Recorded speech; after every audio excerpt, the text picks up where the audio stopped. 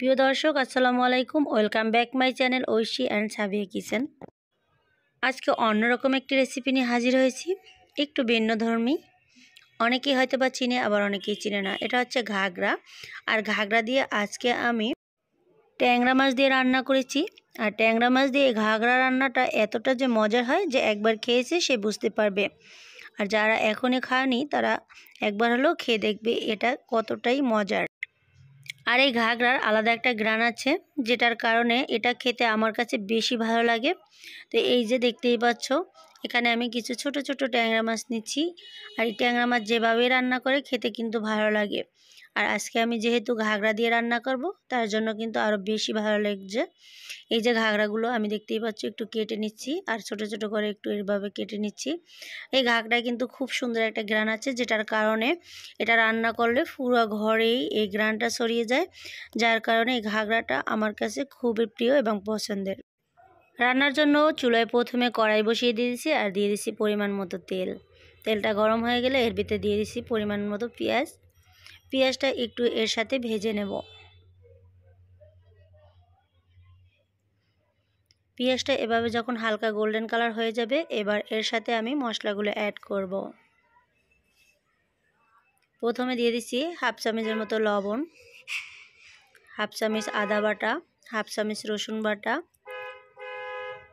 এখানে পেঁয়াজ বাটাটাও অ্যাড করতে পারবে, তবে আমার কাছে ছিল না, তার জন্য অ্যাড করিনি। আর এখানে হাফ চামচের মতো দিয়ে দিচ্ছি জিরার গুঁড়া, 1.5 চামচের মতো হলুদ গুঁড়ো, আর 1.5 চামচের মতো দিয়ে দেবো মরিচ গুঁড়ো। তবে ঝালটা যে যেরকম খেতে পছন্দ করো ওই অনুপাতে কমিয়ে কিংবা বাড়িয়ে দিতে পারবে। এবার অল্প করে একটু পানি দিয়ে মশলাটাকে ভালোভাবে কষিয়ে নেব। এতে করে মশলার যে একটা উগ্র গন্ধ সেটা আর আসবে না। তো দেখতেই পাচ্ছ খুব ভালোভাবে মশলাটা কষানো হয়ে গেছে, উপর থেকে তেল ছেড়ে দিচ্ছে। এবার প্রথমে মাছগুলো দিয়ে দেব। মাছগুলো দিয়ে একটু নেড়ে ছেড়ে মিক্স করে নিচ্ছি। এবার ঘাগরাটাও এর সাথে দিয়ে দুটোই একসাথে ভালোভাবে কষিয়ে নেব। তো এর সাথে আমি একটা টমেটো অ্যাড করেছি, এতে করে খেতে ভালো লাগবে। আর আমি কিছুটা কাঁচামরিচও এখানে অ্যাড করেছি। তো সবগুলোকে এভাবে একটু 4-5 মিনিট কষিয়ে নেব। তো কিছুক্ষণ কষানো হয়ে গেছে দেখতেই পাচ্ছ। এবার এর সাথে পানি অ্যাড করব। রান্নাটা করতে খুব বেশি সময় লাগে না, এই ঘাগরাগুলো কিন্তু খুব সহজেই সিদ্ধ হয়ে যায়। তো 1.5-2 কাপ পানি দিলেই কিন্তু হয়ে যাবে। তো এভাবে একটু ভালোভাবে ঘুরিয়ে ঘুরিয়ে আমি কষিয়ে নিচ্ছি। এরপর পানিটা অ্যাড করে দিচ্ছি। তো এখানে এই ছোটো কাপের 1.5 কাপের মতো আমি পানি দিয়ে দিচ্ছি। এবার ঢাকনা দিয়ে ঢেকে রান্নাটা করে নেব। তো আশা করছি আমার রেসিপি তোমাদের ভালো লেগেছে। ভালো লাগলে চ্যানেলটি সাবস্ক্রাইব করে পাশে থাকবে, অল নোটিফিকেশনে ক্লিক করে রাখবে, যাতে করে নতুন কোনো ভিডিও দিলে সঙ্গে সঙ্গে তোমরা সেটা পেয়ে যাবে।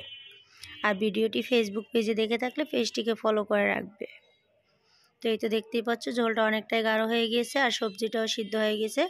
এবার উপর থেকে কিছুটা ধনিয়া পাতা দিয়ে দেবো। দিয়ে আবারও একটু 2 মিনিটের মতো রান্না করে চুলা থেকে আমি নামিয়ে নিচ্ছি। আর তোমাদেরকে একটু গরম গরম পরিবেশন করে দেখিয়ে দিচ্ছি। এটা দেখতেই পাচ্ছ কতটা সুন্দর হয়েছে। এটা গরম ভাতের সাথে খেলে এতটা ভালো লাগে যে 1 প্লেট ভাত অনায়াসে খেয়ে নেওয়া যাবে। তো দেখতেই পাচ্ছ ঘাগরাগুলো দেখতে কতটা সুন্দর হয়েছে, আর খেতেও কিন্তু ভীষণ মজার হয়েছিল।